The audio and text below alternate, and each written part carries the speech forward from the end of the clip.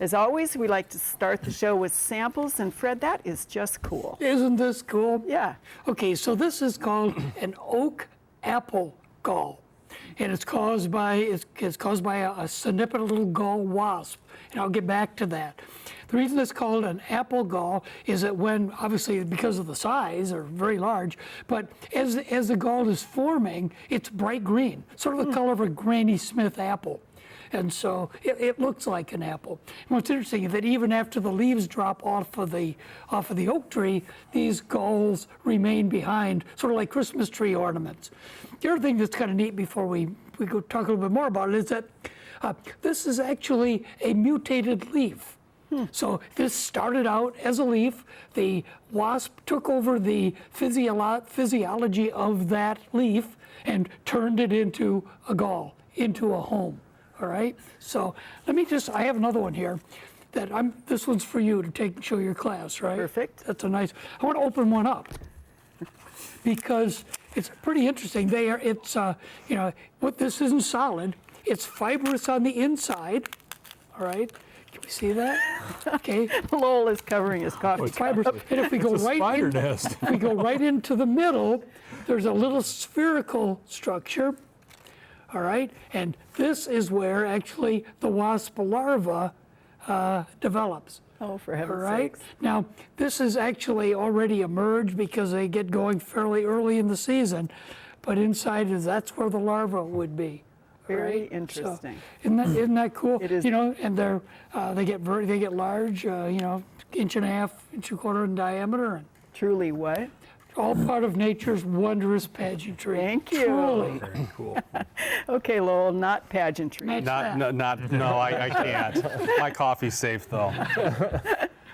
There's an ant crawling on your cup. So what I brought in tonight was good old crabgrass, and what I want to talk about here is if the prees are probably running out in our yard, and this plant. The larger plant here is a 4-tiller crabgrass, and then here's a 3-leaf crabgrass. If folks are looking at using tenacity or drive for post-emergence control on crabgrass, look at the rate very closely and what size the crabgrass is in the yard, because the lower end of the use rate will probably kill or control this 3-leaf crabgrass very well. But if you get to 3, 4, and beyond 4 tillers, plant this size, you probably want to use the high end of the use rate. And for a plant this size, sequential application 3 weeks later may be necessary for full control post-emergence. Excellent. Thank you, Lowell. Lauren, rots and spots. Well, there's always something to find out there. It's got some spots on it. So not a lot of diseases going on right now, but there are some. This is actually on Rudbeckia, and you can see the black spots. And then this particular leaf, you can see a lot of yellowing with it associated. This is a Septoria leaf spot that we see on Rudbeckia. Septorias are really good at yellowing those leaves like that, just like you see a leaf spot on tomato that has a lot of yellowing with it as well, caused by Septoria. But with that, so if you're seeing this, that's what this particular disease is. I don't really recommend a lot of management outside just avoiding overhead irrigation. It's not going to kill the plant, but you will see a lot of black spots on the leaves. If you really want it to try to control it, many of the different fungicides would have activity on Septoria, so you could try any of those. But again, not going to kill the plant. Try to just avoid overhead irrigation, and it's probably going to be just fine. All right. Thank you, Lauren. What do we have, Jeff? Well, we have Oakleaf Hydrangea. So I know for a lot of us early in the spring, we were having issues and concerns about our shrubs, and oak leaves were one in particular that seemed to really suffer a lot of damage over this past winter.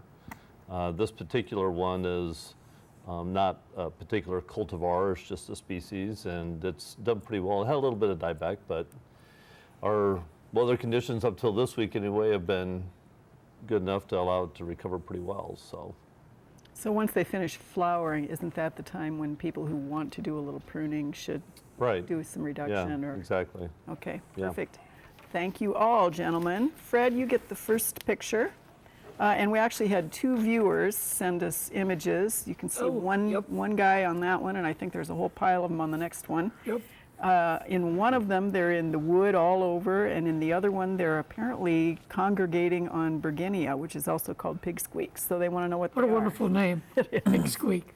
Pigs squeak. Right. Well, those are Boxelder bugs. And the thing about Boxelder bugs, they're seed feeders. So indeed, they are not hurting the foliage of that plant, of the pig squeak at all. They're just sort of there. And we were talking about this before the show started. If we remember that 2012 was an extremely dry year, 2013 was more normal, and all the seed-producing trees produced all these seeds, right?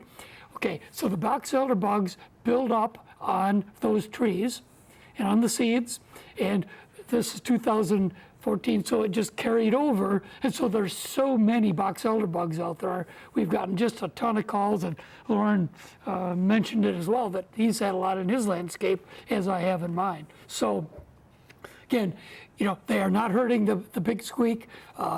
They can become a nuisance if they are. Something like a foundation spray around the base of the tree is probably of the house. If they're coming in, would be the right way to deal with those. So. All right, thank you, Fred. I think they're pretty. Well, they are, Okay. Unless they're crawling all over you, then they're not. but a nuisance. They're still pretty. Yeah. All right, Lowell, we have the nut sedge questions are beginning. Yep. And questions are, do you use sedge ender, sedge Yeah. hammer, sedge what in the world to get rid of the nut sedge at this time of year? Yeah, so just a little bit on the identification and biology of yellow nut sedge. It is a perennial. It reproduces primarily by the little tubers that the root system produces, and it moves around as soil is moved around. And it's just really hard, because it's a perennial and because of the nutlets in the soil, it's very hard to control. So this is really starting to show up right now in turf and landscape areas, and some of the work that the turf folks have been doing shows that sequential applications that consist of sedge hammer and or something like dismiss, and the active ingredient that is sulfentrazone. Sequential applications of those do a pretty good job of giving pretty consistent control.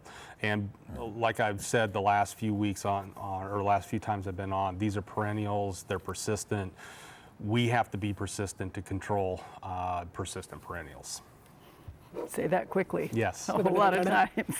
All right, thank you, Lowell. Lauren, this is a papillion viewer. She has 2 climbing roses. One is very old, one is new. She says the old one forms these beautiful buds, and then they just sort of shrivel, turn brown, and kind of do what's on the picture there. The new one has just started doing that, and she does use systemics, both a combination fungicide and insecticide, but her concern is this is a disease that is now moving from the old one to the new one. Well, and from the leaves, it looks like, they're using some fungicides, so I was really, wanted to double check on this and actually talk to a colleague as well, and this is botrytis blight on the flowers, I believe, and that is a disease, but because the fungicide is active and systemic in the plant, as that flower is coming out, sometimes you won't have activity in that, so you might have to go to if you want to manage it, some sort of a foliar spray that would be in contact with those flowers as they're emerging, because the fungus is infecting those. So I do believe that's what it is. It's it's unfortunate because everything looks great, but I think you may need to do a foliar spray as opposed to a systemic drench that's going up in the leaves for control on that. All right, thank you, Lauren. Jeff, we have 2 different pictures from 2 different viewers in 2 different spots, but they are both trees that are performing like this. Okay. The first one is a ginkgo that is, it's been staked for 3 years. He took the stake off and it did this, and this is in Milford. And the second is a viewer who has an ash. She's in Fremont, and whether the top had some damage or whether it's just growing too rapidly, do we prune these things off? Do we restake? What do we recommend in this situation? Well, with the ginkgo, probably part of the problem is it was staked too long. So with that, we're going to want to go back in and restake that tree, but loosely, So we want the tree to have some give, but not as much give as because we're going to do some damage to the bark and to the tree itself. With the ash, we can do the same sort of thing. You can use a long pole or rod and secure that and try to hold that up a little bit, but you may want to go in there and take some weight off of some of those branches just to loosen that or lighten that load a little bit. But I think in both cases, we're going to want to try to bring those back up.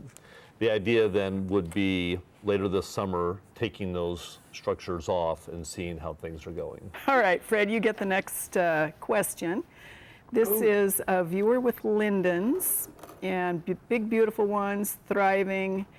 They saw hundreds of small brown weevil-looking things and that were in there fiddling around and also consuming leaves. They want to know what they are and whether they should be concerned. Well, that's a basswood leaf miner.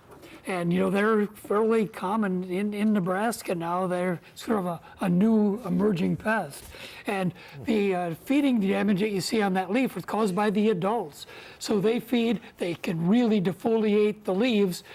They will eventually lay their eggs within the leaf, and the larvae feeding in the leaf are a leaf miner, and they actually leave a little blister-like gall that's a quarter of an inch in diameter, perhaps, maybe a little bigger. And so they also cause damage to the leaf. In terms of treating, there's two sort of options. The only way to control the adults would be a foliar spray. Something like bifenthrin would work really quite well. We have to make sure we aren't doing that when the lindens, when the basswood are flowering, because that's a favorite forage source for honeybees. So you never want to treat any tree while it's flowering to protect the pollinators. But once that's done, you could go ahead and treat the tree, or you could use a systemic product like imidacloprid, the Bayer Advanced product, but that needs to go on quite early in the season. You know, and there's some question there in terms of honeybee safety, because it does translocate up into the flowers. So I have some concerns using that approach. I would rather see them use a foliar spray once the tree is completely done flowering. Excellent, thank you, Fred. All right, Lowell, this is actually an image that is right here on campus, and we can use that as a demonstration of what can happen. Yep. We have these rectangles in the turf that were actually a good thing to lay down so a piece of equipment didn't smash through the soil, but then this happened. So the question is recovery if people have this sort of situation. I believe what happened here is there were sheets of plywood that were put down to protect the turf, and they weren't taken up quite quickly enough, and the grass couldn't photosynthesize, and it's having a tough time right now. So the homeowner equivalent here is if you have like a kid's pool or something else in the backyard, what you want to do is move that around quite frequently so it doesn't smother out the grass, and then you have to have a circle or a patch that you have to replace there. And if folks go on vacation, they want to lift all that stuff up so it doesn't basically smother out the grass. Otherwise, you'll have a spot to replace. All right, thanks, Lowell. Lauren, we have a viewer who wants to know whether these particular shrooms, and that's nice of them to put their car keys in there, don't eat shrooms and drive. They're in an Omaha yard, and they're spreading, or they thought they were spreading. They want to know if they're edible. Yeah. What are we going to say here?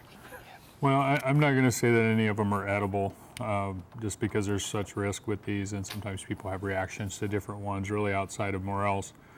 Those are the only ones that I would really comment much on as far as edible.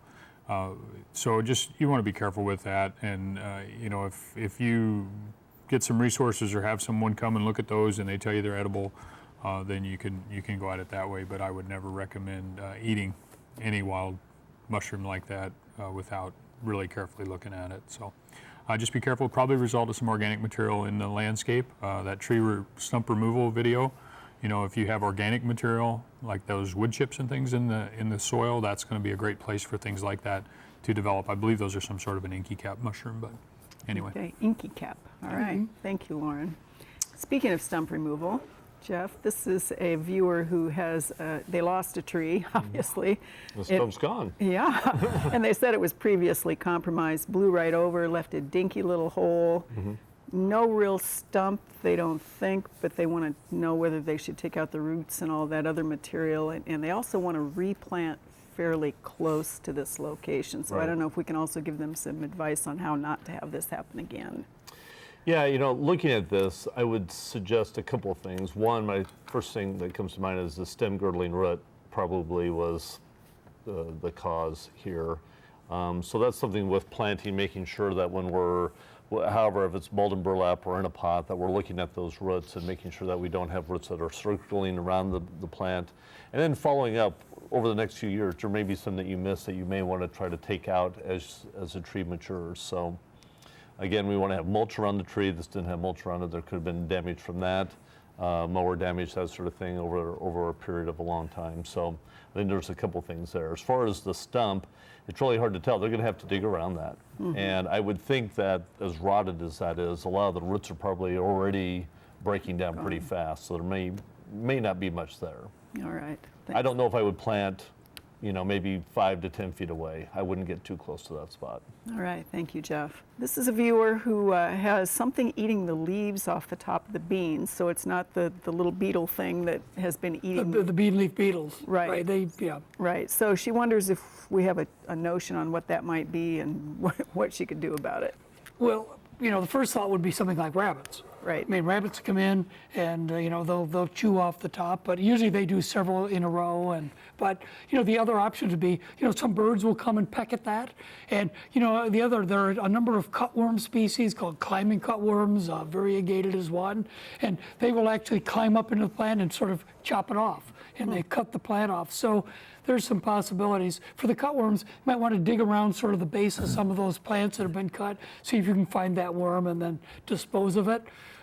If it is something like rabbits, you can cage them out one way or another, sort of just fence them out. And the birds, you're on your own. Exactly. All right.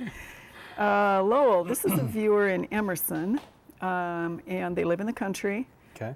They're wondering how to get rid of kochia in their yard. Apparently they have been using 2,4-D with little or no Luck. good effect. Okay. Right.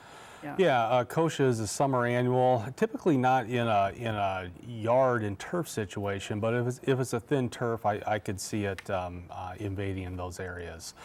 A lot of people think 2,4-D controls a lot of broadleaves out there, and it does, but there are specific weeds that 2,4-D is somewhat weak on, and kochia happens to be one of those.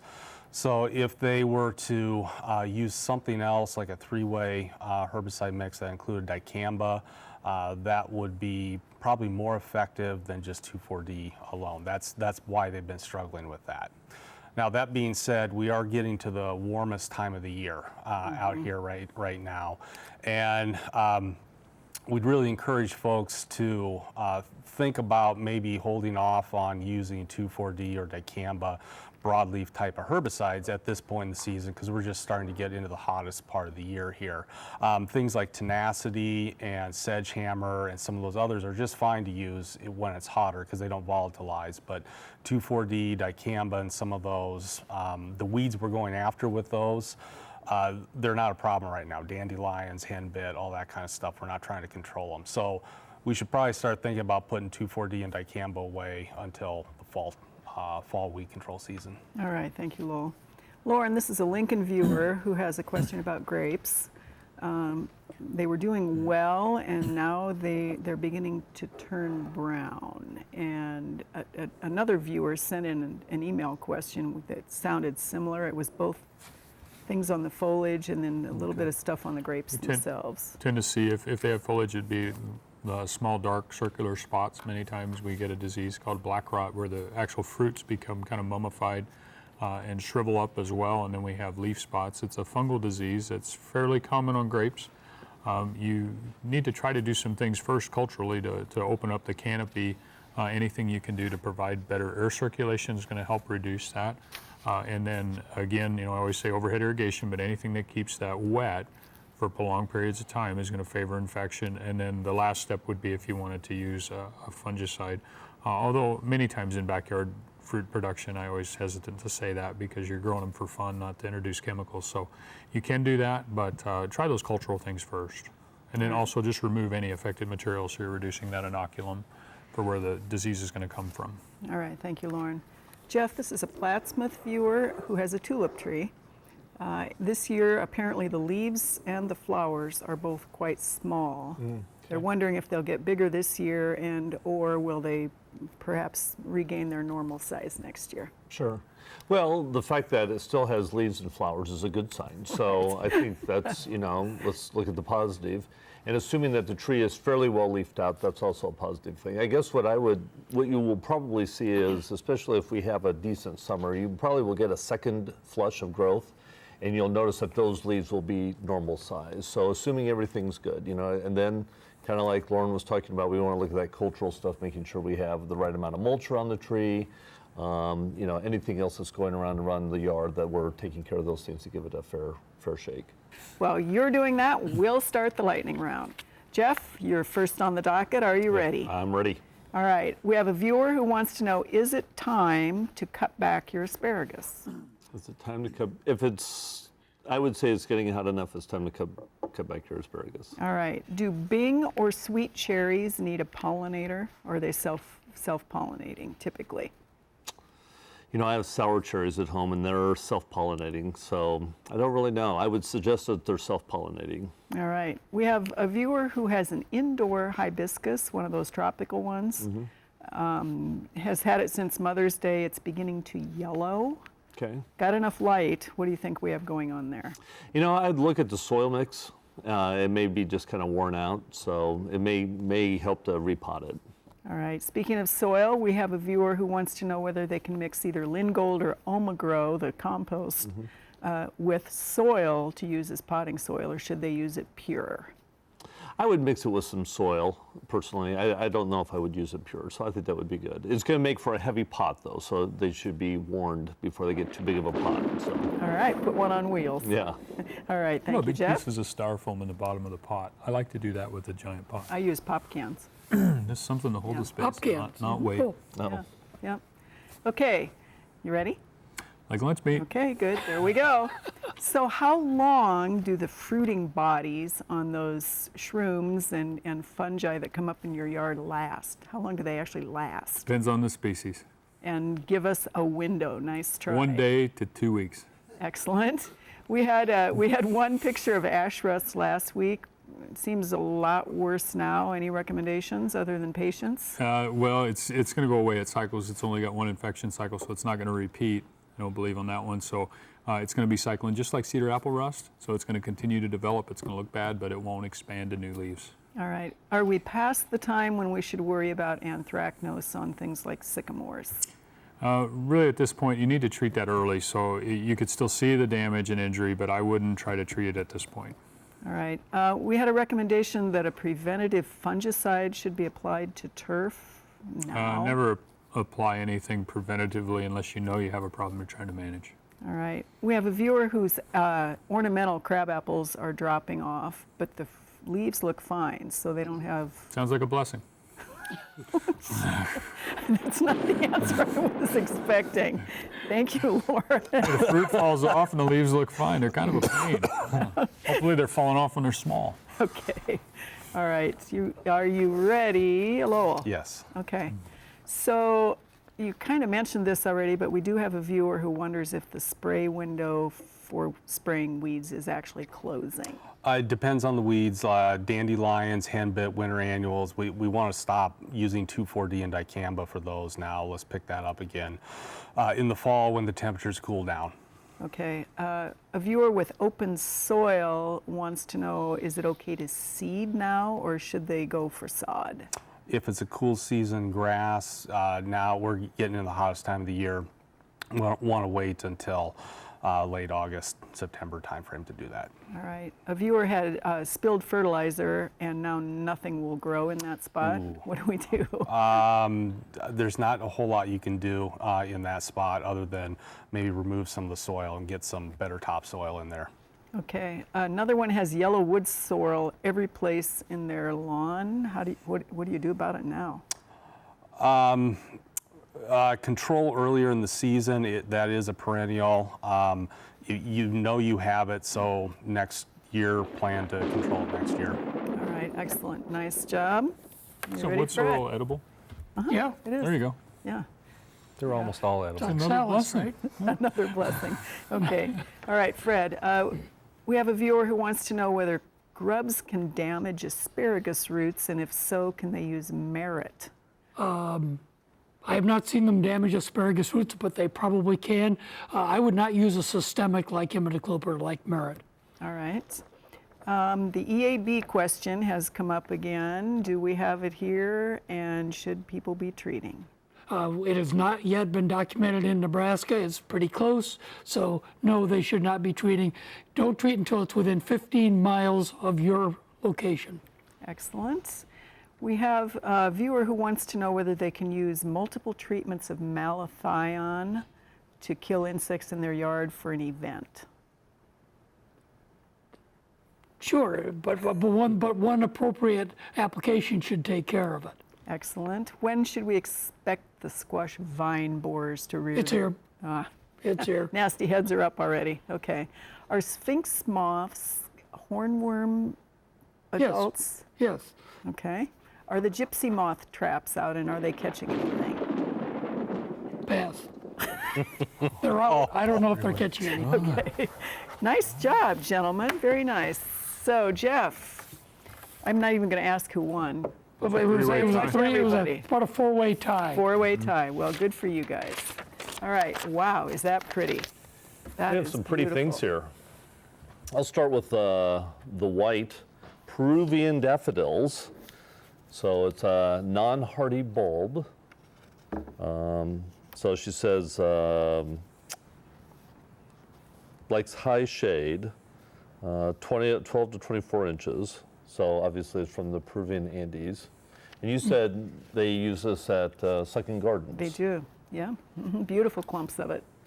So this might be something that we were talking before the show that you may grow in a pot, pull inside in the wintertime, that sort of thing. Right. And then put back out in the summertime. Right. So. Are they fragrant? Yeah, a little bit. Yeah, they're kind of like a lily. So. And then the purple one is sweet peas. So it's a perennial vine. She's had it on a fence for 20 years.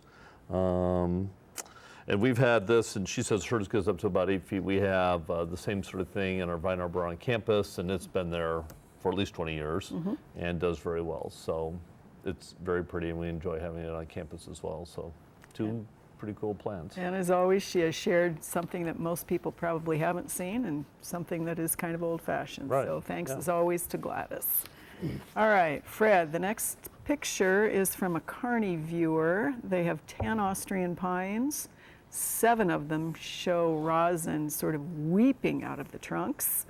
And they say they're sort of in decline, but then they also don't see insect activity, and the candles look pretty good. These are Austrian. These are Austrians. Again, I was hoping to see some globular resin masses. And I think there are. It's just a little hard to see. Just hard to see in that Yeah. picture. You know, that looks like one of the pine moths, probably Zimmerman pine moth if it's out in the Kearney area.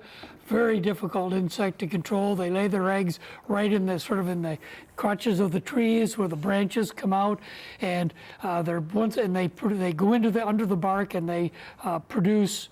And then they cause those masses and ultimately kill the top half of the tree. Very difficult to control. There's two treatment windows, and you're going to do that when the caterpillars are present. This is a moth. And one would be in late April, so we've sort of missed that treatment window. The other opportunity will be in sort of mid-August, mid to late August. So if you want to treat those trees, the time would be in August. Product like bifenthrin would work reasonably well. There are also one of the systemics, like imidacloprid, like a merit type product, can be placed around the base of the tree. And if there's sufficient moisture, can be translocated up and help control those. I really like the residual spray to control them. All right. And Thank you, Fred. that tree It's maybe a little bit past saving. Okay, pick a new one for fall, maybe. All right, Lowell, you have a picture that is a viewer who wants to know, is this a flower or is this a weed? And if it is a weed, how do you control it? Well, it is a flower and a weed. There you go. This is actually Buckhorn Plantain. We see this in thin turf and in like along roadsides and places like that. It is a perennial. It does produce a lot of seed. It has a big taproot on it. Best time to control those is not this time of year, but in the spring, and then if you know you have a thick stand of them, as a second application in the fall. All right, and digging it out might take a deep spade. You know, these things really tend to take over areas, and rarely do you see like one plant where you could, you know, just pull it out. They tend to be in really thick mats, which often precludes, you know, just physical hand removal. Excellent. They're Thank great you. fun though. You can take the little stem and wrap it around and pull the head out, and they shoot like a little potato gun. Okay, I didn't know that one either. Thank you, gotta play Lauren. with them. Lauren, your picture is of an ornamental pear that she thinks is being affected by fire blight, and I know that the planting area was a little bit compromised as well, but she's also got these dark blasted stems on it. Well, when you see that dark black coloration, it's a good indication. It does look like it could And be there's fire this blight. trunk, which is Now, really weird. on the trunk, I'm not sure about that Yeah. injury. If that results in some sort of canker, you're probably going to be starting over. I'd wait and see on that part. I'm not sure what that is. For the branches, though, I'd prune that out 7 to 10 inches below the affected area because that's a bacterial disease. So take those branches, prune back 7 to 10, and then see what happens on the trunk. If there's some sort of an animal or something that's causing injury there, maybe you want to put a small fence up. Just kind of watch for things like that. All right, maybe it's a mountain lion. Yeah, could be. Give me a call if that's the case. Okay, Jeff, another tree question. This is an oak that was planted late last summer, so pretty big caliper. The lawn does have irrigation. It was watered with a root feeder. They did water in the winter when possible. Leaves were late, ends of the branches look like that. They want to know, is it possible to save this? And then, of course, it is heavy clay. Okay. Yeah, I think it's possible to save it. I think it's just one of those things that it's a newly planted tree, and so it's going through it. The size of the leaves look good, and the color of the leaves look good. So I would take the dead out of it, go in with your hand pruners, and carefully take out all the dead parts, and make sure, again, like we've said before, that culturally we're treating that tree right, so that we have a nice big tree ring around it with some couple inches of mulch there, and that we keep an eye on it and Go treat it from right there. this year. And it looked like a swamp white oak, I think. That's what I thought too. Yes. Okay, good. All right, you ready, Fred? Yes. Your picture this time is of several insects that this viewer has in their garden. Seeing a lot of them on potatoes, some on beans, some on lettuce, some minor leaf damage. They want to know if they're good guys or bad guys, and what to do if they're the bad guys. Those are good guys. Those are soldier beetles, and they're pollen feeders. So they're looking around for finding a pollen source to feed on. We see a similar species on goldenrod. That's that sort of a tan-colored beetle that we see so often on goldenrod in the fall. So this is a different species. And again, they're feeding on pollen. They are not harming the foliage in any way. And they're one of the pollinators, so they're one of the good guys. Leave them be. All right, thank you, Fred. Lowell, this is maybe a good guy, or maybe not. What is it now that it is so big, and what do you do about it short of put it in your salad? Because this is also edible.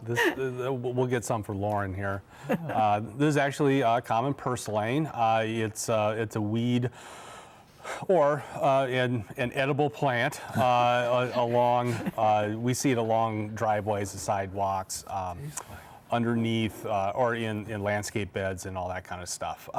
Typically, the plants get fairly big, and if you can just hoe it out or just mechanically remove it, a lot of times you'll get rid of most of the plant. Some of us call it roguing. I don't rogue anything out. We just pull it out. So the thing they want to do with that is the the leaves or the branches and stems, you want to get rid of all that because they can reroot there if they leave any of it on the dirt. All right, thank you, Lowell. All right, Lauren, we have a question about foliar leaf spots on edible cherries. Disease, environment, and we don't know whether this has spread beyond these couple of leaves when they sent in the picture on this And I looked at this a little, and I've talked, and Fred and I were talking a little before the show, and shown it to other people. Cherry leaf spot's the main thing that we see on cherry that would form a small spot, but all the yellowing associated with those leaves don't really match that. So unless this spreads, I wouldn't worry about it. I'm not sure exactly what it is. Just for the sake of sanitation purposes, I think I would just remove those 2 leaves and see what happens. If you have more spots like that developed, then I think maybe sending a sample into the diagnostic lab or something would be helpful. All right, thank you, Lauren. Jeff, this is a strawberry question. The viewer has a hanging planter. Does say that she thinks there are some flaws in the planter itself, but this is the result of what's happening here, which is all the seeds are at the bottom and there's not much green attaching that to the branch. Looks like some of the other fruits are going to do the same thing, and I know we had a discussion about this as well. What do I'll you talk think? about the planter a little bit, and then I'll let Lauren chime in about his theories, even though they may be questionable. I guess with that sort of planter, a couple things you need to think about is that maintaining even moisture throughout that planter can be difficult, and people try different techniques to try to get it so that we don't have too much moisture at the top or at the bottom. Many times people have a tendency with either the bottom set of plants rotting out or the bottom set of plants don't get enough moisture and they tend to dry out. The other thing to keep in mind that looks like new plants to me this year, and typically with strawberries the first year, the fruits aren't necessarily the very best. They can be a little odd looking that first year and they struggle a little bit as they get themselves established. So that's the other thing to keep in mind. So it's and if you have something like that, you want to make sure you're turning it frequently. Otherwise, one side is, it's not getting an even amount of sunlight. So you can have some differences with the plants as well. So that's the other thing to keep in mind. It'd be interesting to see if she has success with that. I don't think I've ever seen strawberries planted in a Right. Well, and PVC I think pipe. people will plant things in all sorts of places they shouldn't. So, Lauren, Well, I was thinking I said boron deficiency, but Right. I think some sort of nutrient deficiency, Right. probably just related to that small growth. Yeah. And so they might need to do some fertility in their water even. Something that's a good to idea. supplement that, I think, might really help in that situation. Because when you get those deformed fruits, I think a lot of times you got some sort of micronutrient deficiency or something. right. Excellent. Thank you, gentlemen. Well, we have a couple of announcements this evening about things going on in the gardening world. The River City Cactus and Succulent Society 29th Annual Show and Sale, the 28th and 29th at Mulhall's in Omaha. So that might be fun. And the Benson Garden Walk, June 28th, and we have the bensongardenwalk.com on your screens. So a couple things for good gardeners to enjoy.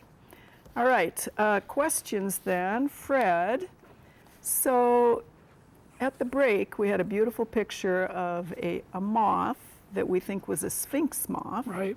So, but our viewer thought it was a hummingbird moth. Do you want to describe the differences there? And there that picture is again. Thank you to our crew for putting that up. Yeah, that's a white-lined sphinx moth, sometimes called hawk moths. It's in the family Sphingidae, and sometimes they are referred to as hummingbird moths because they hover. And what they'll do is they'll come in like a hummingbird, and they'll just sort of hover as they put their proboscis, their mouth parts, down into the flowers to suck up the nectar. So, they're often called hummingbird moths. I usually refer to them as a sphinx moth or a hawk moth. But they're all the same. And that one is a white-lined sphinx, and it's one of my favorites. We'll see them in the evening. They're an evening feeder, and so we'll see them at the petunias or at the, often they love petunias. They like some of the other flowering bedding plants that we have in our landscapes. Excellent. Thank you, Fred. All right, Lowell, this is also a country question. Okay. A viewer who has honeyvine milkweed, also not responding well to 2,4-D or those kinds of chemicals. Yeah, honeyvine milkweed, it's just really starting to come up right now. It is a perennial, and if folks have battled this, growing up over shrubs or vining up a tree or something like that, you can, if you know where those are, they are coming up right now, and they can pull those up or mechanically remove them. If it does start to grow up over a fence or a shrub or something like that, it's tough to selectively control it. And we've talked about the glove of death with Roundup and wicking that Roundup just onto the leaves of those plants to be able to selectively control it. So if they get on top of it now, they can probably prevent it from really growing up over where they've had it in the past. Excellent, thank you, Lowell. Lauren, we have I believe this is La Vista viewer, crabapple, a couple of, again, issues with environment, Jeff. The trunk moves, which is never good, but she's seeing isolated individual branches with all of the leaves turning yellow. Any ideas on that one? Well, and if the individual branches, if it's the whole branch, I would look at that branch for some sort of an injury or a canker, because usually when all the leaves on a branch change color, there's something going on with flow in that. So it could be a physical injury from a hailstone, for example. It could be some sort of a canker. So I would look at those branches carefully and just see what, depending on where this is at and what type of stormy weather they've had, even they could have something like that. All right, thank you. Jeff, this is a Cass County viewer who had a locust, and the plant was the purple flowering one, so the hybrid did well. 20 years old. The original has died, and now suckers and roots and shoots are coming off of the main all over the place. She wants to know how she can get rid of what is now apparently an old black locust. Well, I guess we want to go in. If they haven't removed the stump, make sure that we do that. And then, I guess we can talk to Lowell about what sort of treatments beyond going in and cutting suckers and treating suckers after that. And then it becomes a vigorous thing because it wants to make a colony is what it wants to do. Right. Depending upon, you can burn suckers off with something Like a diquat or like something? a diquat, but they're going to continue to come back. Using more of a growth regulator type of herbicide, just making sure that there's not intermingled roots of desirable plants there. That can be an option. And a lot of those products are labeled. They'll have a stump treatment Yep. section on the label so they can look at some of those. Yep. So all mowing is going to do is encourage additional happy growth, right? It depends on the size and the species of the tree. Yeah. All right. Okay, Fred, we have about 20 seconds, but we have an Adams, Nebraska viewer who wants to know how to control chiggers and mosquitoes for an outdoor wedding without hurting the honeybees. In 20 seconds? Yeah. Let's see how good you are. It can't be, I can't answer in 20 seconds. Okay. Because mosquitoes have to be treated differently than chiggers, and then the whole bee issue is a whole nother one. We can do the mosquitoes. Start by draining any swampy areas. Get rid of any artificial containers. You can treat the foliage with an insecticide. Chiggers, that's going to recall a turf spray. And again, by selecting the right product, you can avoid harming the pollinators. Okay, so they're going to have multiple weapons at their Yeah, I mean, disposal. how you're going to deal with the mosquitoes is quite different than how you can deal with the chiggers. And superimposed on all that is protecting the bees. That was pretty darn good for you, Fred. And that wasn't fair of me.